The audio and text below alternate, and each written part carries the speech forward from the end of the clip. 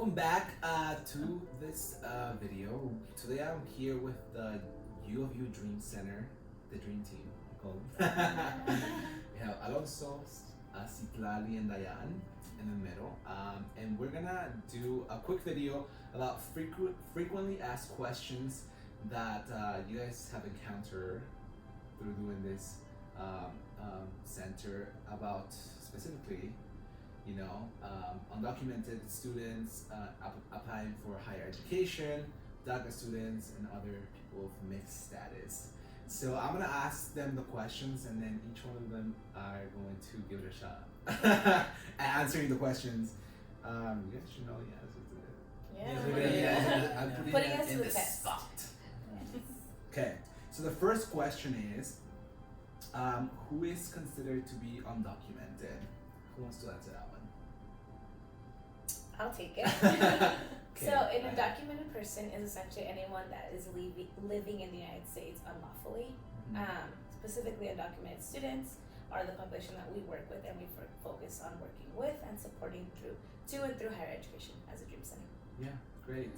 I feel like I started as an undocumented student, and then DACA kicked in, and now I have DACA, but I've seen both sides, I don't know, how would you say that differs from like someone that is undocumented to DACA? Like, do their opportunities change, or what have you seen from experience?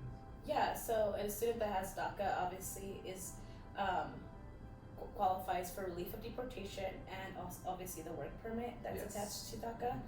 Our undocumented students don't have that, so they essentially would have more limits in what type of work they can do in the institution that they're attending or in general in the community they live in. And also, obviously, they don't have that relief of deportation, so they're facing a lot more fear in their day-to-day life. So it's a little bit more, it's a little different. Yeah. But because the DACA being rescinded, we are seeing a new wave of students that are graduating that would have qualified for DACA but no longer qualify. Yeah. So I think as a center, we're trying to do our best to just really promote that we support undocumented students, not just documented students, because I Yeah. think that's what the conversation has turned into, is Yeah. being undocumented and being an undocumented student means that you have DACA. And now because of it being rescinded, that's no longer going to be the situation. We're seeing a lot of students that are going to come into higher education without DACA, and making sure that we explain that we're here for all Yeah. students, DACA or not DACA. So yeah. That's very important.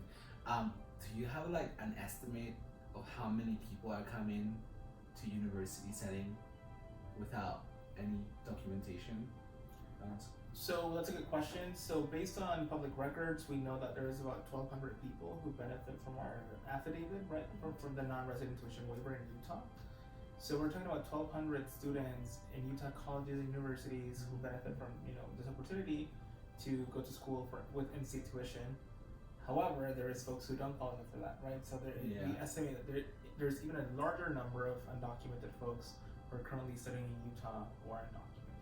Can you dive in and explain the affidavit a little bit more clear for anyone who's watching?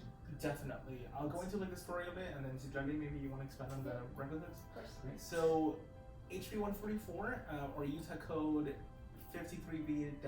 That's what it's actually called, but we refer to it as HB 144.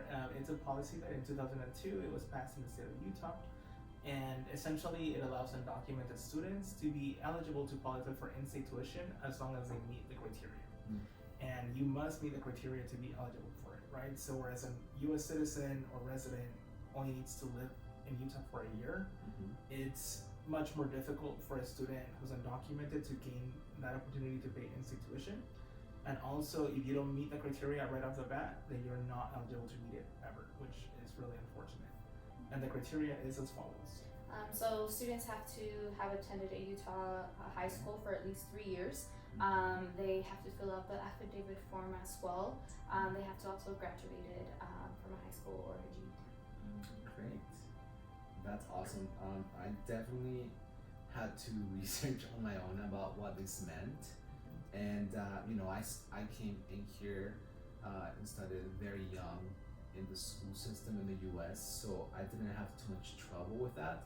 But I know there's a lot of people that are still not familiar with that term, and I just wanted to clarify that. So the next question And can I add is, something yes, basically? of course. If there's any student that does not know how to fill that out or where to find that, we can definitely help you filling that out and searching for the Yeah. the affidavit for that university, because every single university has their own affidavit. Yes. On a look at the Utah, you can find those affidavits, but if you have trouble filling it out, we can definitely support you with that. You guys, I really recommend just not to do it on your own. If they've already figured it out for you, like, go ahead and reach out. We're gonna leave you guys' website and contact information on this video. But yeah, I recommend you guys don't go and try to do it yourself. Just reach out to them. They're here to help, right? And like, you don't have to go through that additional stress, like, to get to that point. Also, if you do not qualify for HB 144, right, if you don't meet the criteria that Citani mentioned, all students in Utah qualify for institution in the summer semesters, okay? So that's really important to know. And we'll help you like piece out together a plan that works for you and your academic trajectory and career aspirations, so we can make sure that we're serving you as a person and individual, accounting for everything that you are and have been through, okay? So please reach out. Yeah, they're here to assist and help you guys, so reach out. The next question is, I am attending a public university or college in Utah, and I am being considered an out-of-state student. What do I do? Yes. So I think that has to deal with the affidavit and what we just talked about, that the things that you have to kind of like check to see that you apply. But yeah, like, what do you guys think about that question? So as of right now, each college and university in Utah, the public ones, right, they each have their own process to actually take care of HB 144, right? The University of Utah, for example, reviews it upon admissions of the student, and once admission is granted, and once your final high school transcripts are in, and you meet all the criteria, all the 3 years of high school in Utah, high school graduation in Utah, then you're considered to be an HB 144 student, right? Some students who do not know about this process or policy and don't apply for it, then they will find that, maybe their HB 144 is not being considered, and they can reach out to us to make sure that we work with the team internally to, grant you this policy that you qualify for, right? Also, please know that even when we have HB 144 on file, we are still considered non-resident students, and that will not go away in our personal records. And a lot of students get scared because they're like, I filed for HB 144, but I'm not being considered a resident. Incorrect. That's why it's a non-resident tuition waiver, right? But then each school has their own process, right? I know some schools require you to fill HB 144 every year, or let's say you graduate from undergrad and go to a master's or PhD program or professional school, you will need to refile an HB 144 in Utah. Yeah, I think it's very important.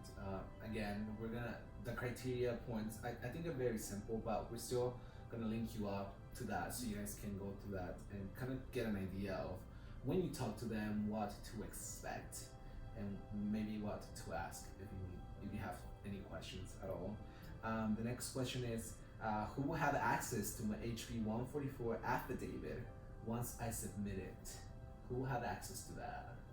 Yeah, so again, each school manages it internally, right? So which is a good thing. Like, it's internal reviewers, so people who work for the university will review the file, and then will essentially give you a green light to get it or a red light to not get it, right? But regardless of what happens with your HB 144, that's not reported anywhere else outside of school, so it's safe information to essentially, you can confide in the institution with that information. The institution cannot legally give that information to, authorities unless it's being, requested with a warrant or, someone comes looking for it, meaning like an authority, not anyone, because FERPA still applies to you. FERPA is a policy that keeps our student records safe, and essentially school admin can only share your personal records with you as a student unless you authorize somebody else to have access to your records with a FERPA PIN. So essentially, it's very hard to get this information. So it's pretty safe. Yeah, so just your information is safe at the end of the day, and that's the important thing. I think, Citlali, you wanted to dive into this, but the question is, can I apply for scholarships if I'm undocumented? Yeah, so here in Utah, we have the Senate Bill 253, which allows undocumented students to apply for private funding administered through UofU institutions. So it's awesome because there are a lot of individuals who sponsor these scholarships, and students don't have to identify their legal status here. So Great. yeah, so the undocumented students definitely can apply for those private fundings. There's a couple I know, so Community College has the Bruin Becas. At the University of Utah, we have the Chicana Chicano Scholarship as well. And there's also the Ivory Home. Is that correct? Absolutely. Yeah. The system is so current. I don't think I had any idea of these resources when I was going through college, or maybe they have even expanded at this point. So there's a lot, you guys, to like go out and apply for, and you know, like help. It's there. Just reach out to them again. The next question is, what do I do if my college application and or scholarship application are requesting my social security number? Do you want to dive into that? Yeah. So undocumented students are eligible to apply for college here in the city of Utah. So when an application asks for a social, what we recommend students doing is putting zeros, and if you qualify for DACA, putting your social that you have with DACA. And then, did it say about scholarships as well? Yes. Yeah, so if the scholarship itself doesn't say that it's open to undocumented students, we don't promote students, you know, applying for them, because obviously they're most likely not going to get it. So what we recommend students to do is to apply for the scholarships that we promote on our website, or scholarships that are specifically say like open to undocumented students or DACA students.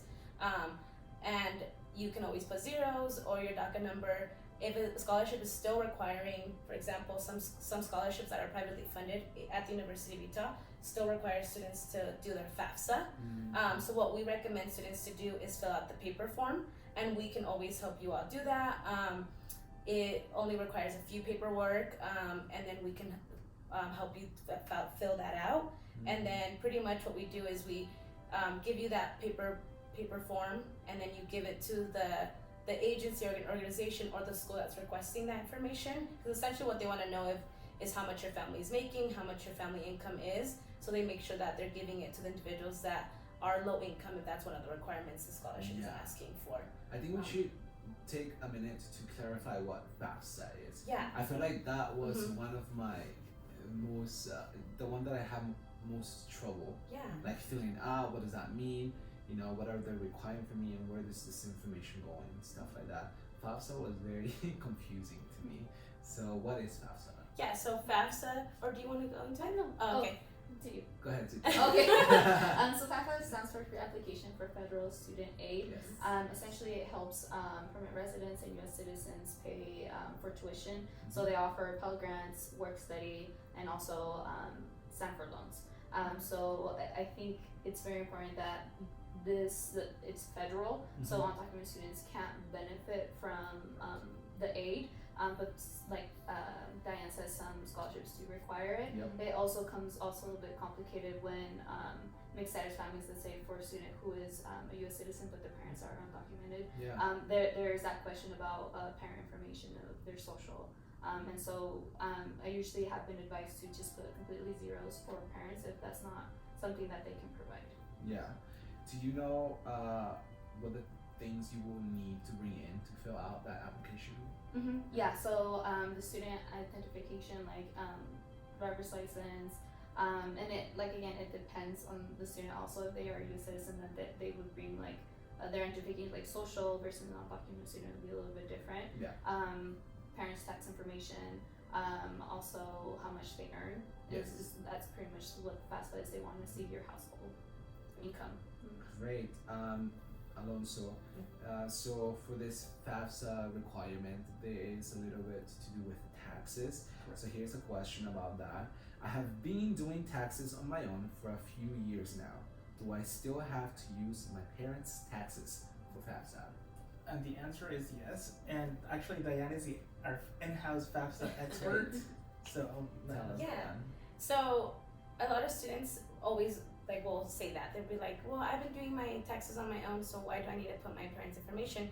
And with taxes, it's a little bit different because we're so used to when we do tax forms, independent versus dependent, right? You become independent, so you do taxes on your own. Yep. But the dependency status in FAFSA is very different. You don't become an independent student unless you are 24 years old, are no longer pursuing an undergraduate degree. So once you go to a graduate degree, or further on, if you're facing homelessness or are emancipated through court, Yes. as well as there's is that it? Oh, and you have a child. Yeah. You have a child yourself. So those are some of the ways that you become independent. If you don't meet one of those requirements, then you are considered a dependent student of your parents' income. So you have to provide your parents' tax information, but it's honestly not very difficult. All you have to bring is the papers of their parents' taxes that they filled out for 2 years prior. And then obviously also your own, and then the FAFSA will take in consideration both of your incomes and essentially create what is called an estimated family contribution, an EFC. And if you're low income, that number most likely will say 000, and that essentially tells a scholarship committee or a university that your family can't contribute anything to your educational journey, and then they know that you're low income and qualify for that scholarship. Yeah. Just to remind you all, so if you are a U.S. citizen or resident, you will be able to qualify for FAFSA and receive that federal aid if you're undocumented. Why we bring it up is because a lot of scholarship committees and universities in Utah have transitioned to requiring students applying for these private scholarships administered through universities to fill out a FAFSA. So again, as Ann mentioned, as Italy mentioned, we are working with students who are undocumented with and without DACA to fill out the FAFSA form, but the paper FAFSA form that you can print and physically submit to the university. So once you physically submit it to the university, a university person will review those files. They will do the calculations on their own and provide an estimate to the scholarship committee saying like, yes, this student has financial need, therefore they qualify for your scholarship, right? Yeah. So Yeah. again, not to worry, but we know it's very confusing. So if you have questions, Yeah. please reach out to us. Again, Diane is our in-house expert, and Citali as well. So if you have questions, like you can ask, either of them or Brenda Santoyo at Salt Lake Community College. Yeah, it was very confusing for me because I think when I came across this FAFSA application, I had to do it online, right? And it asked so much of me when I was still undocumented, and I feel like undocumented students sort of like see this as a very intimidating, and they sort of like disqualify themselves from going farther than that. I know I did that myself a few times, but you guys just reach out to them. As they said, it's not that big of a deal. It's just an extra step that you might have to do, but you guys can still go and pursue higher education. This is not an obstacle, so please reach out. Okay. The next question is, if my parents are undocumented, but I am documented, am I eligible for financial aid? Yes? Yes, the Go ahead, answer is Shivani. yeah. So yes, definitely. And like we mentioned before, usually it is the parents that they will probably just have to submit all zeros. Very important to remember the username and password when you create this, because then if students have like siblings, that would also come in handy for them to know, because they have only like one specific account. Okay. So, Great. Go ahead. Yeah, I was gonna say, I think when undocumented students I just wanna go a little bit backwards, but unfortunately undocumented students cannot qualify for the benefits that FAFSA gives, like Pell Grants, work study, and things like that. But documented students, like US citizens, legal residents, they qualify for that, but because, for example, their siblings or their parents aren't documented, they don't wanna use those resources because, one, they're scared to give out that information, or two, they think, okay, well, if I benefit from this this federal help, is that gonna limit my parents from one day becoming legal residents? That's a rhetoric that I've been hearing a lot, is like, if I get this, does that mean my parents, if they ever file to become permanent residents or anything, am I gonna lose that opportunity? And that's not true. You as a US citizen, as a legal resident, you have the right to get these funds.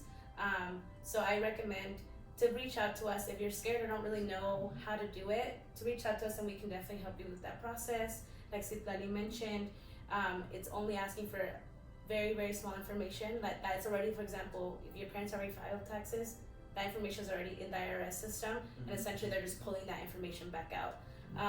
So it's information that you've already given to the IRS. And you have to just put zeros for your parents' information as their social, so you're not giving out any type of social or anything like that associated to them. Right. Do you wanna dive into this? Also, when it comes to the language that we use for the terminology, right? A lot of people think that undocumented students with DACA are eligible to apply for FAFSA, and that's not the case.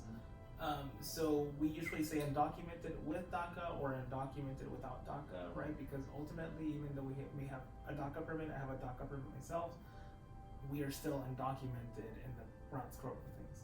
Yes, that's a great clarification. Can you guys think of any other questions that people that asked that maybe were not mentioned?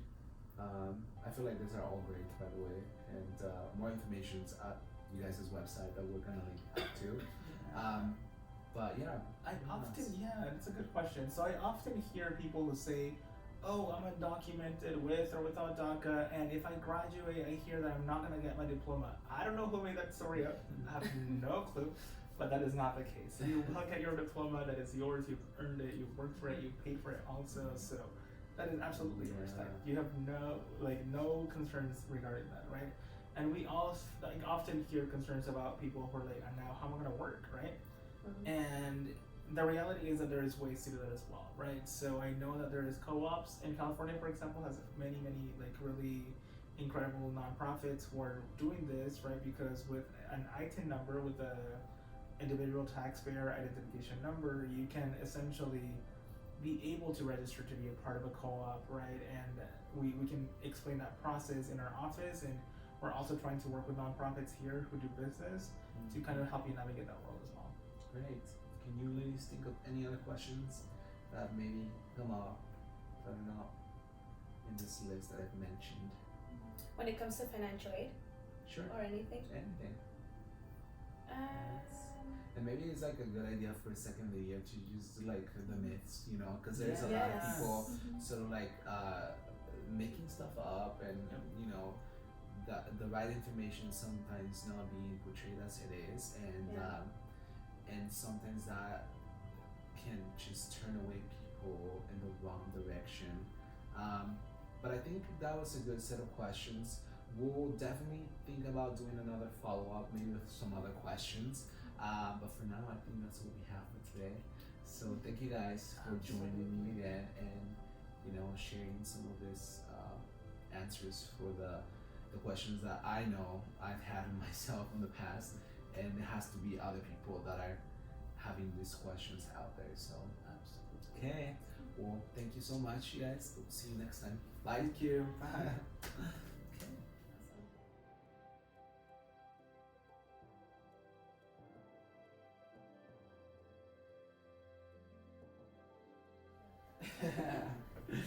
Thank you guys so much for joining us again on another video. We wanted to mention one last thing, which is, tell us, Alonso. Yes, if you have any questions or comments, or have any questions that were unanswered by this video, please leave them in the comment section, or email Christian privately, or email us privately as well. Our email address is dream@utah.edu, and we have access to that email address and all else. We'll link it down below, but I feel like it's very important that we want to hear from you guys, right? Like what we just gave you is very technical, and is very you know, geared towards the university setting, but I know there is a lot of questions, like everyday questions that are out there from everyday people, so go ahead and ask it. Comment in any of the social media platforms, and we'll make sure to answer all those questions for you. So see you next time. Bye. Take care. Bye.